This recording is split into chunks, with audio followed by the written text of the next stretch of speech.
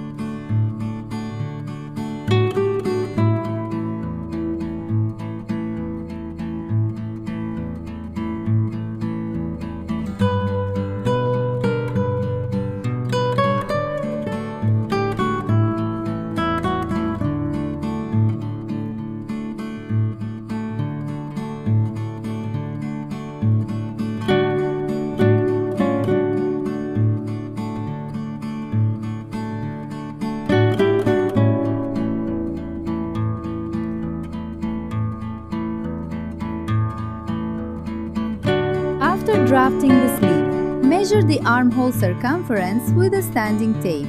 Then measure the armhole of the front and back bodies. The sleeve cap circumference should be 2 to 4 centimeters larger so that during sewing you can ease the sleeve cap and achieve a better looking sleeve. You can also draft both measurements the same, but in that case the sleeve will not have any ease.